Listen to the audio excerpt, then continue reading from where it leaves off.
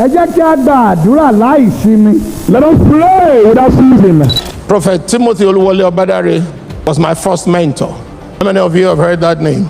I started to work with him as an evangelist in 1981. Great man of God who poured so much into me.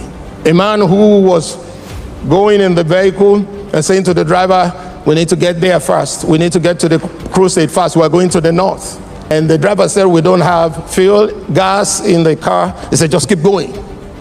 They got to a place and the car began to jack. He said, what's the problem? He said, I told you, Papa, no gas, no fuel. No, have you traveled along the uptown and you could drive for 1 hour, just bush on this side and bush on this side? But I said, any filling station? He said, no.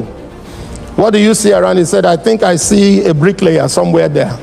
He said, go to him and collect the sand that he has. He went to get some pocket of sand. The pastor said, take me to the tank, open the cover. He said, Lord, they are waiting for me. Turn this sand into fuel. And he poured it in and said, driver, crank the engine. He cranked the engine. The vehicle took them to the north and brought them back to Akure with only sand in the tank.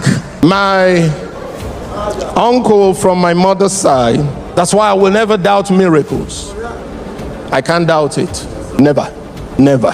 If I say in the name of Jesus, be healed, if it has not happened, does not mean it will not happen. That's all. That's my conclusion.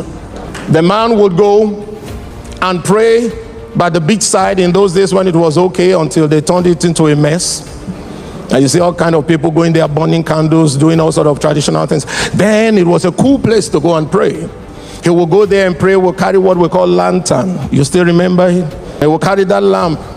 One of the days while he was spending nights and days there, the lantern ran out of oil. And at the middle of the night, he went to the beach, took water, blessed it, poured it into the lamp, and it burned for another 3 days. Remember, one prophet, Adediran, he came late to a conference. Even Pastor Matthew Ashimolo, who has a CAC background, can tell about this. And as he was coming, rushing to get in, everywhere was jam-packed. No place through the entries. And then he saw where a little boy was sitting close to an exit or an entry point. He just lifted the boy to put him aside so he could pass by that place. And people began to shout. The boy was a cripple.